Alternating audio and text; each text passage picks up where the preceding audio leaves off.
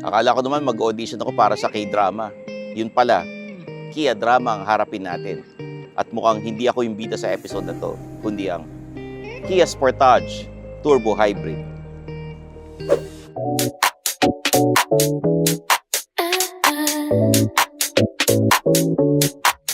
This is a compact SUV na may turbocharged performance, hybrid efficiency, and modern tech all in one package. Pero sapat na ba yun para maging isa sa mga pinaka-interesting na compact SUVs in the market? Yan ang alamin natin. I'm your host, Stanley Chin, yung senpai ng turbuhan, and this is Suplado Motors. We drive, you decide.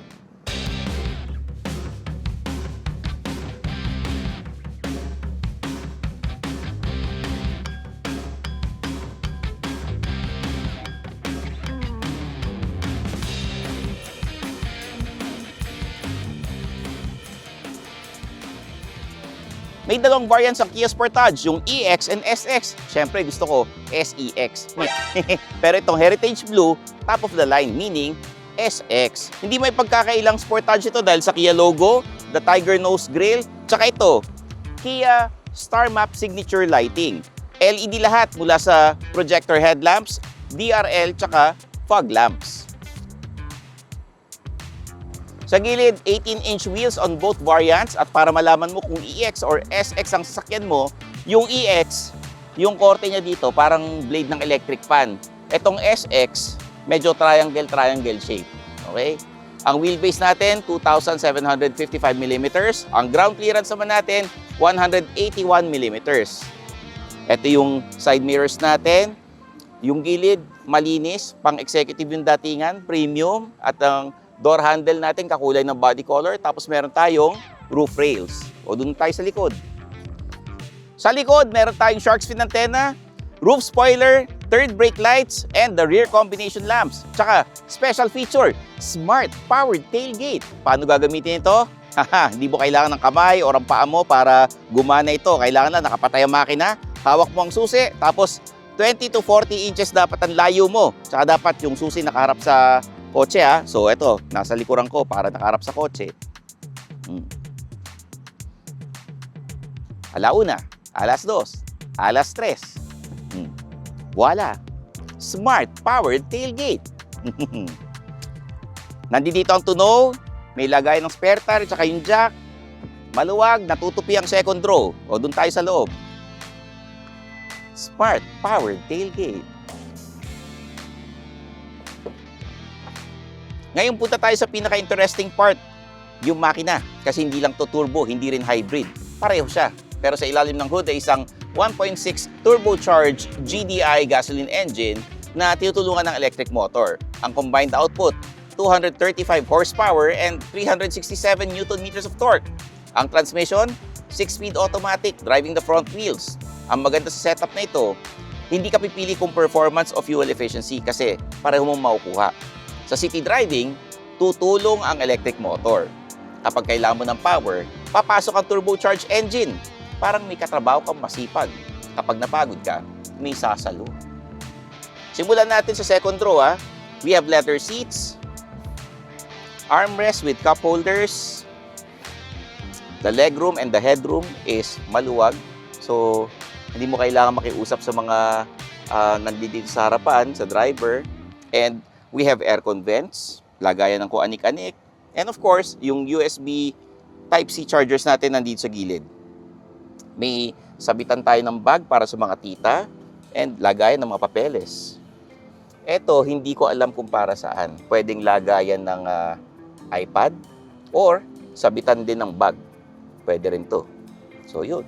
The headliners is beige and nandito yung ilaw. Okay, doon tayo sa harapan. Sa harap, leather seats, power adjustable na 6-way, itong driver seat natin. Yung katabi dito sa harap, hindi naman. Leather wrap steering wheel.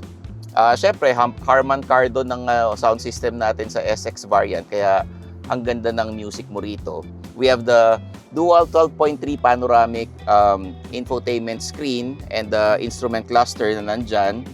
Dual zone auto climate control. Andito yung Type-C chargers, may Apple CarPlay, Android Auto. Ayan, pinipindot lang, natatago na. Push start button, the rotary shift knobs, andito. We have the cup holders na nandito. Yan, pwede rin itago yan. Tapos pag pinindot mo, yan. Dito naman, pag binuksan, andito yung 12-volt socket. Meron tong glove box na nandito. May 6 airbags po itong sasakyan na ito. Huwag na po natin testingin, no? Delikado. Ito yung visor natin. So, at yung lights, andito. Yan. Pwede mong patayin, pero pag-isahan lang, ganyan. Okay. O, tara, drive na tayo. Team suplado on driving the Kia Sportage SX, and one thing I noticed is very comfy yung ride nito, tsaka ang daling imaneho, very simple, and then hindi ka talaga mahihirapan. Even the manibela, ano siya madaling kontrolin, very responsive. The brakes and the silinyador, pag tinapakan mo, yan, very responsive. Sobrang dali niyang i-drive and imaneho. Hindi talaga ako nahihirapan. I think kahit na beginner ka na driver, matutuwa ka sa Kia Sportage and mararamdaman mo yung pagiging premium niya. Kasi dito sa loob, even the seats, very comfy talaga siya. Yung interior niya, very premium naman talaga Malamig yung aircon. And yung visibility niya, very clear. And yung rough roads, kayang-kaya niya. Siyempre, hindi ito pang off-road. Sa Pilipinas kasi, meron tayong konting lubak, konting baha.